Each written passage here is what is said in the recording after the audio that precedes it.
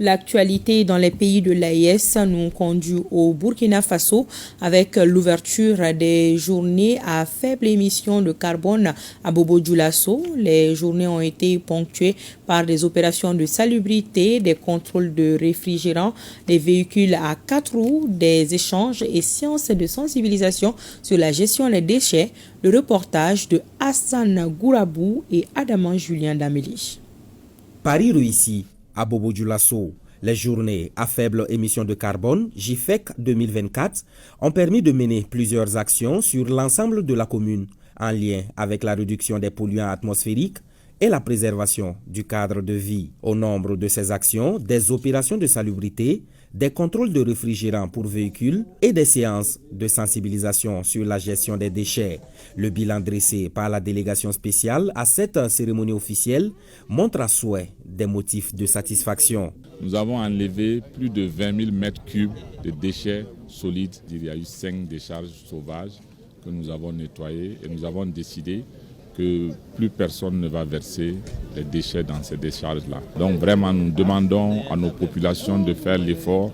Il y va de la santé de tout le monde. L'élimination de ces éléments-là, de ces déchets, va contribuer à inverser cette tendance, la dégradation de l'environnement et également aussi à rendre les gens encore le cas de vie sain et augmenter la santé des populations. Donc ça répond véritablement à nos attentes. Ces journées à faible émission de carbone, délocalisées pour la première fois à Bobo-Dioulasso, se tiennent sous le signe de la lutte contre les gaz à effet de serre et les maladies vectorielles. 12e du genre, la présente édition s'inscrit en droite ligne avec la vision du chef de l'État en ce qui concerne le développement communautaire. C'est toute la vision des journées d'engagement patriotique et de participation citoyenne qui sont instituées au Burkina Faso.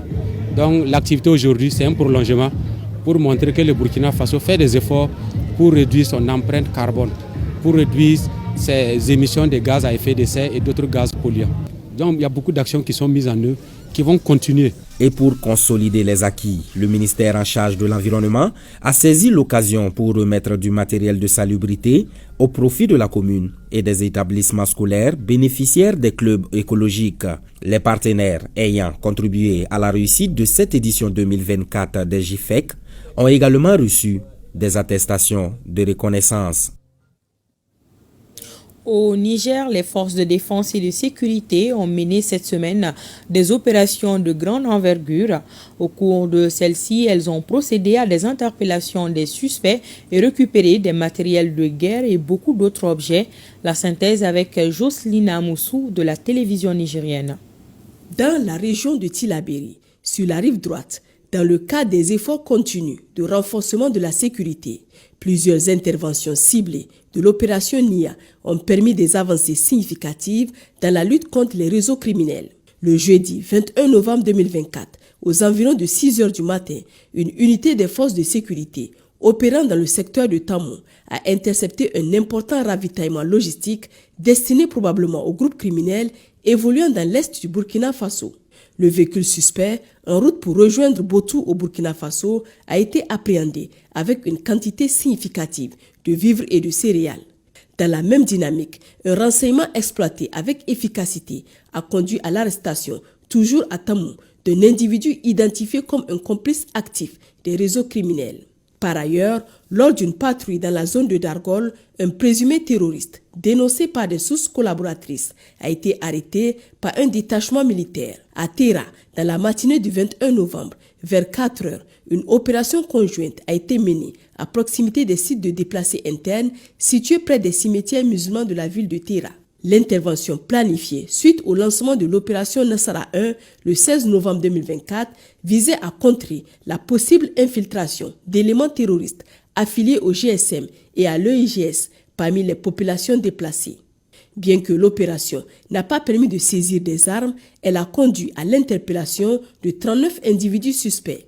Ces derniers ont été transférés au commissariat de police pour identification et investigation complémentaires. Dans la même région, sur la rive gauche du fleuve, la situation sécuritaire dans la zone d'Almahao est sous contrôle. Cependant, en mi-journée du jeudi 21 novembre 2024, les éléments déployés à Kandaji ont réalisé un coup de filet important en procédant à l'arrestation d'un individu bien connu dans la région pour ses liens présumés avec des groupes criminels.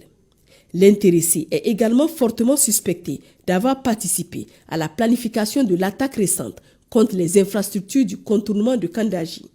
Il a été immédiatement transféré à la brigade de la gendarmerie où des investigations approfondies sont en cours pour établir ses responsabilités et identifier d'éventuels complices. Dans la région de Tawa, dans le cadre de l'opération Chara, une mission de reconnaissance offensive menée dans les environs de Gawai a été confrontée à une attaque par un groupe criminel. La réaction rapide et déterminée des forces engagées a permis de neutraliser la menace avec succès.